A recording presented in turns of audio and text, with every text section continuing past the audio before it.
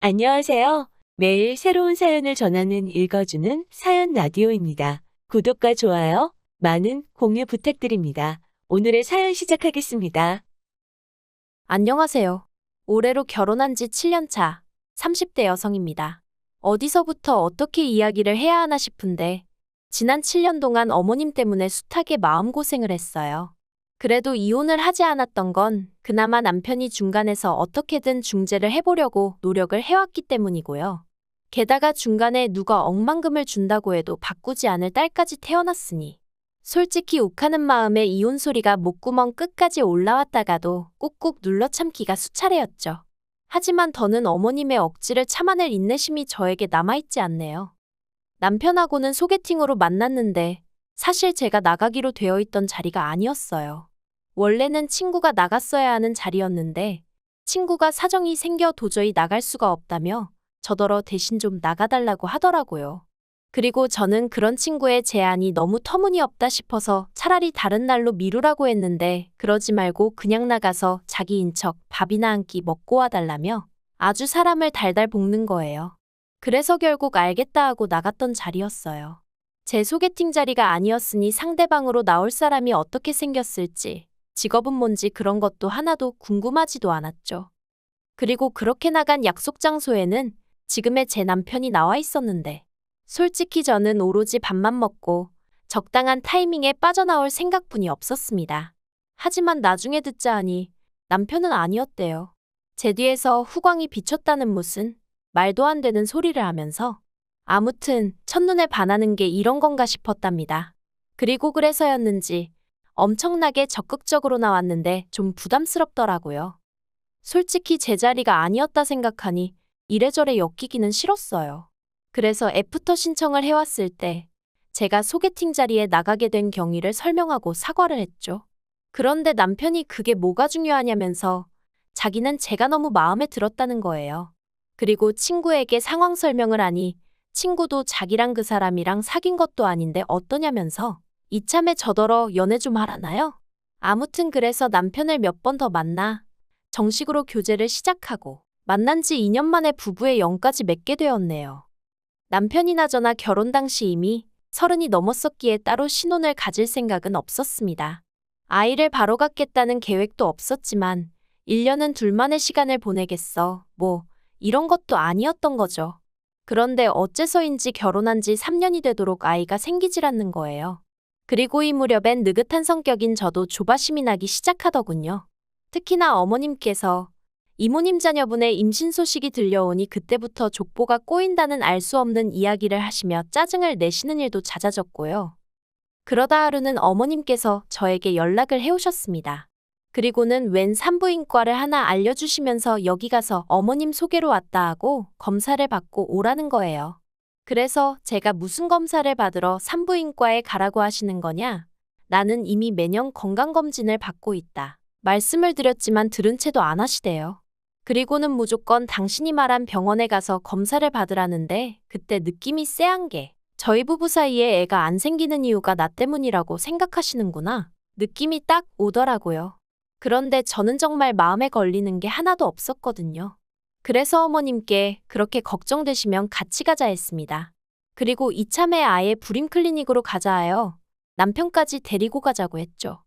그런데 이 이야기를 전해 들은 남편이 노발대발 난리도 아니었어요.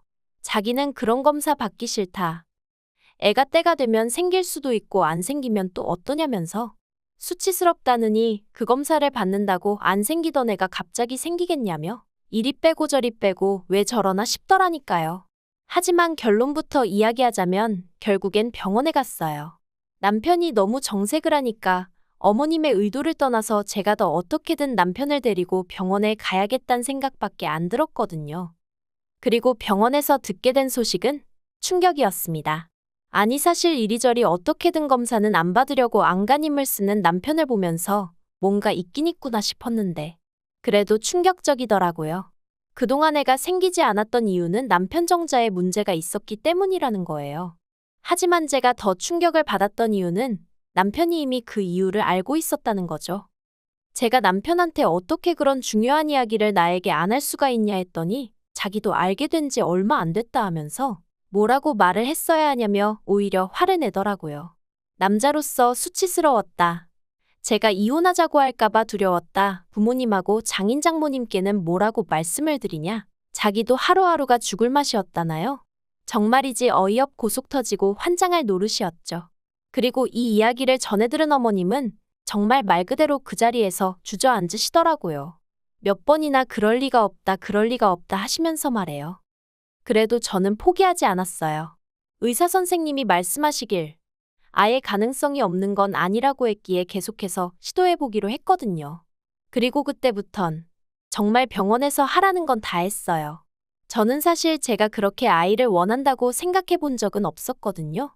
그런데 남편 상태가 그렇다고 하니까 오히려 오기가 낙이라도 한 건지 어떻게든 하나는 꼭 낳고 싶어지대요. 그리고 제 절실함이 하늘에 닿았던 건지 저는 꼭 1년 만에 임신을 했습니다. 제가 구구절절 적지 않아 그렇지 그 과정은 기대와 실망의 연속이었고 아무튼 무척이나 힘들었어요. 그런데 임신 소식을 알리니 어머님이 대뜸 말씀하시길 아들을 낳아야 한답니다. 그래서 제가 요새 그런 게 어딨냐, 저는 딸이든 아들이든 상관없다 했더니 그건 제 생각이고 당신은 상관이 있다면서 무조건 아들을 낳는다고 생각하라대요. 그리고는 그때부터 걸핏하면 저더러 어느 지역에 가서 무슨 돌멩이를 만지고 오라질 않나? 성분도 모르신다면서 대뜸 아들 낳는 약이라고 먹으라고 들이대시질 않나? 곤혹스러운 순간의 연속이었어요. 그러다 임신한 지 6개월 넘어가던 시기에 제가 선생님께 아기용품을 준비하고 싶은데 무슨 색으로 사면 좋겠냐고 넌지시 아이 성별을 물었습니다. 그러자 선생님께선 핑크색이 좋겠다는 말로 딸이라는 걸 알려주시더군요. 옆에 있던 남편은 꼭 저를 닮은 아이가 나왔으면 좋겠다며 무척이나 기뻐했지만 어째서인지 아들 타령을 하던 어머님 얼굴이 머릿속을 스치대요. 그리고 아니나 다를까 제가 어떻게 말릴 새도 없이 남편이 시부모님께 손녀를 보게 되실 거라며 소식을 전했고 어머님은 아주 난리를 치셨습니다. 당신이 그렇게 아들을 낳아야 한다고 하지 않았냐면서 저더러 왜 시키는 대로 안 했냐고. 이게 다 성의가 부족해서 그런 거라나요? 어이가 없었어요. 하지만 뱃속에 아이가 듣고 있겠다 싶어서 처음엔 어머님께 어떻게 성별을 어머님이나 제가 마음대로 정할 수 있냐고. 기왕 손녀를 보게 되셨으니 손자 얘기는 그만하시고 앞으로 저희 딸 많이 예뻐해달라고 조근조근 말씀을 드렸습니다. 하지만 어머님도 그쯤에서 그만하셨으면 좋았을 텐데 계속해서 억지를 쓰시더라고요. 이게 다 제가 조상의 지혜를 무시한 탓이라면서 말이죠. 그래서 결국 참다 못한 제가 그렇게 지혜로우신 어머님께선 어쩌다 저희 남편을 정자도 제대로 못 만들어내는 인간으로 키우셨냐고 한마디 해버렸어요. 저도 말이 안 된다는 건 알고 있었지만 화가 나니까 아무 말이나 해버린 거죠. 아무튼 그랬더니 아버님은 기가 막힌다는 듯 혀만 몇 번 차시다 방으로 들어가셨고 어머님은 어머님대로 저더러 못하는 소리가 없다면서 악을 쓰시고 그나마 남편만 웃는 건지 우는 건지 자기가 죄인이라며 저더러 이제 그만 집에 가자 하대요. 그래서 남편 손잡고 집에 왔고 그때부터 지금까지 어머님 아버님과는 꼭 필요할 때가 아니면 안 보고 사는 사이가 되었어요. 참고로 제가 아이를 낳았을 때도 아버님만 잠깐 오셔서 보고 가셨고 어머님은 손녀는 필요 없다며 안 오셨지요. 한편 작년 겨울에 시동생이 이혼을 했습니다. 성격 차이라고 했는데 두 사람 사이의 일을 제가 어떻게 알겠어요. 다만 보통은 아이 양육권은 엄마가 가져간다고들 하던데 어째서인지 시동생네는 시동생이 아이 양육권을 갖게 되었더군요. 거기까지가 제가 아는 전부였고 솔직히 전 별 관심도 없었어요. 당장 저희 아이 키우면서 일하랴 살림하랴 제 코가 석자였으니까요. 그런데 이후로 또 몇 달이 지나 올해 여름이었습니다. 그날은 어머님 생신이라서 안 가볼 수도 없었고 그래서 애는 친정에 맡기고 시댁에 갔어요. 애를 안 데려간 이유는 간단했습니다. 시족하는 남자아이였는데 시부모님이 어찌나 그 애만 싸고 두셨는지 몰라요. 그리고 시부모님은 시족하는 엄마가 없지 않냐며 당신들의 행동을 정당화하셨는데 제 눈엔 그저 손자와 손녀를 차별하는 걸로밖에 안 보였거든요. 그래서 언젠가부터 시댁에 갈 때는 아예 저희 애는 친정에 맡기는 게 차라리 속이 편하더라고요. 물론 시부모님이 그렇다고 왜 저희 딸은 안 데려오냐 찾지도 않으셨고요.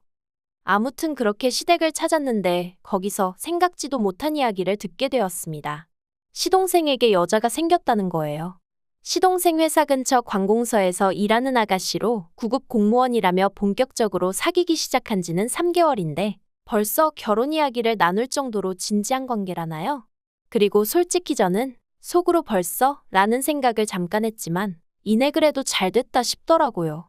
시동생 나이가 겨우 35살인데 평생 혼자 사는 건 말이 안 된다 싶었으니까요. 그런데 시동생이 하는 말이 문제는 여자 부모가 시동생이 돌싱인 건 아는데 애가 있는 건 모른답니다. 사귀는 아가씨가 아이 문제는 알아서 잘 해결하고 결혼했으면 좋겠다고 하더래요. 죽어도 자기 부모님한테 말을 못하겠다면서 말이죠. 시동생은 이 얘기를 전하며 이를 어쩌면 좋겠냐 물었는데 솔직히 뭐라고 해줄 말이 없더라고요. 애가 물건도 아니고 뭘 어떻게 잘 해결한다는 건지. 시동생도 그렇고 본 적도 없는 시동생의 애인도 그렇고 사람들이 이상해 보이더라니까요. 그래도 아무튼 저는 아무 말도 안 하고 바닥만 보고 있었습니다. 그런데 그때 어머님께서 저희 부부를 향해 너희가 맡아서 키워주면 되겠네 그러시는 거예요. 순간 제 귀를 의심했습니다. 이게 무슨 소린가 뭘 맡아서 키우라는 건가. 그리고 이내 그게 시조카를 뜻한다는 걸 알아차렸죠. 그래서 제가 무슨 소리를 하시는 거냐고 절대로 안 된다고 못한다고 했어요. 그랬더니 어머님이 왜 못하냐대요? 아니 무슨 이유라도 필요한가요? 내 자식도 아니고 내가 못 키우겠다면 못 키우는 거지 왜 못하냐는 게 말이 되냐고요. 그래서 구구절절 설명하려다가 그마저도 짜증이 나서 그냥 싫다고 못한다고 했어요. 하지만 어머님께선 계속해서 집요하게 가족 좋다는 게 뭐냐, 형이 동생을 모른 척할 거냐. 정말이지 별의별 소리로 괜히 저희 남편으로 하여금 미안한 마음을 갖게 하시는 거예요. 그래서 제가 어머님더러 그만하시라고 했어요. 저희 부부는 하나뿐인 딸에게 집중하며 살고 싶다고. 그리고 상황이 그렇다 보니 시조카한테 마음 쓸 여력이 없다. 그러니 저희 상황도 이해해달라. 그렇게 말씀드렸죠. 그런데 어머님이 정말 도끼눈을 하시곤 저를 째려보시더니 하시는 말씀이 아들도 못 낳은 죄인 주제에 어딜 나서냐고. 제 주제에 언제 아들을 키워보겠냐며 이참에 감사한 마음으로 키워보라나요? 그리고 그땐 정말 이성의 끈이라는 게 있다면 그게 제 마음속에서 으드득하고 뜯어지는 것 같더라고요. 그래서 제가 어머님더러 지금 말씀 다 하셨냐 하고 당장이라도 달려들기세였는데 순간 남편이 제 손을 딱 잡더니 어머님더러 방금 뭐라고 말씀하셨냐면서 언성을 높이는 거예요. 그리고는 시조카가 불쌍한 건 알겠는데 그렇다고 왜 그 책임을 우리가 지라는 거냐면서 점점 목소리를 높이더니 가뜩이나 민수아들하고 우리 딸하고 차별하는 거 점점 심해져서 한마디 하려던 참인데 정말 너무하신 거 아니냐며 급기야 악까지 쓰더라니까요. 그래서 원래는 화를 내려던 제가 오히려 남편을 말리고 있었네요. 그런데 정말 저희 어머님은 눈치가 없으신 건지 그 와중에 남편더러 하시는 말씀이 애를 아예 못 낳는 것도 아닌데 네 마누라가 뭐 그리 대단하다고 절절매냐면서 그럴 거 없답니다. 이참에 저랑 이혼하고 딸도 저한테 줘버리래요. 그리고는 새 마누라 얻어서 아들 낳으면 된다나요? 정말이지 바로 옆에서 제가 두 눈 시퍼렇게 뜨고 있는데 그런 소리를 하시대요. 전 솔직히 어머님이 진짜 노망이라도 나신 건가 싶었습니다. 그런데 그때 남편이 정말 부들부들 떨면서 어머님한테 미쳤냐고 그러는 거예요. 자기한테는 제가 은인이자고 원자나 다름없는데 어머니가 뭔데 함부로 버려라 마라 그런 소리를 하시냐면서. 그리고는 어머님한테 어머님 곁에는 아버지도 계시고 민수도 있고 끔찍히 아끼시는 손자도 있으니 얼마나 다행인지 모르겠다면서 자기한테는 저하고 저희 딸이 있으니 걱정 말라대요. 그리고는 앞으로는 자기 죽었다 생각하고 사시라고 딱 허리 90도로 숙여서 인사드리고 나오는데 괜히 제가 다 소름이 끼치더라니까요. 그리고 이튿날 어머님이 제 회사로 찾아오셔서는 1층에서 고래고래 소리를 지르시고 난리도 아니었습니다. 제 이름 석자를 부르짖으며 제가 모자 사이를 다 갈라놨다고 제 이간질 때문에 아들하고 생이별을 하게 되었다면서요. 환장하겠더라고요. 그래도 일단은 회사 경비원들이 어머님을 밖으로 내쫓기도 했고 제가 경찰도 불러서 소라는 어느 정도 진정이 되었는데 너무 분하고 쪽팔리고 미치겠는 거예요. 그래서 어머님을 명예훼손으로 고소하려니까 직계존속이라고 그것도 안 된다고 그러고. 그래서 결심했죠. 저도 더 독하게 어머님하고 영 끊고 살겠다고 말이에요. 사실 연애 때도 그렇고 처음 인사드릴 때도 그렇고 아들 타령은 고사하고 손자의 시옷자도 말씀하신 적 없으셨어요. 그래서 어머님이 저렇게 손자에 집착하시는 모습을 보곤 저도 얼마나 놀랐는지. 그리고 저는 제 나름대로 현명하게 잘 대처해왔다고 생각했는데 시조카를 데려다 키우라는 이야기가 나온 걸 보면 제가 어지간히 등신처럼 참고 살았나 싶기도 하고 머릿속이 복잡합니다. 그래도 다행이라고 해야 할지 남편은 여전히 제 편이고 저 없이는 못 산다고 그럽니다. 딸아이에게도 누구보다 자상한 아빠이고요. 그래서 어머님 아버님 보란 듯이 남편하고는 더더욱 잘 살아볼 거고요. 참고로 그저께 어머님한테 연락이 오긴 했어요. 언제까지 서로 이렇게 날 세우고 살 거냐며 저더러 숙이고 들어오라고 그럼 이번 한 번만 봐주겠다는 말도 안 되는 얘기를 하시더라고요. 그래서 봐주긴 누가 누굴 봐주냐면서 어머님이야말로 정식으로 저하고 제 딸한테 사과하시라 했어요. 솔직히 남편 생각해서 적당한 선에서 그냥 제가 며느리니까 죄송하지 않아도 죄송하다 하고 조아릴 수도 있겠죠. 소위 그게 그림이 좋을 테니까요. 하지만 그랬다간 저희 딸이 천덕꾸러기 신세되는 건 시간 문제일 것 같아서 그러지 않으려고요. 저한테는 제 딸이 제일 소중하지 시부모님 기분 따위가 뭐 대수겠어요? 그러니 어머님이 만약 이 얘기를 듣고 계신다면 어떤 게 어머님한테 현명하고 옳은 길일지 곰곰이 생각해 보셨으면 좋겠습니다. 그리고 이건 여담으로 시동생은 그 여자랑 헤어졌다고 남편에게 전해 들었어요. 역시나 시조카 문제가 어떻게 해결이 안 됐던 거겠죠. 아니 까놓고 말해서 재혼할 때 데려가지도 않을 거면 뭐 한다고 동서한테서 양육권을 가져온 건지. 아무튼 제 알바는 아니지만 어머님이고 시동생이고 죄다 어이가 없네요. 긴 이야기 들어주셔서 감사합니다. 오늘의 사연은 여기까지입니다. 구독과 좋아요, 알람 설정해주시면 앞으로 더 좋은 사연으로 찾아오겠습니다. 감사합니다.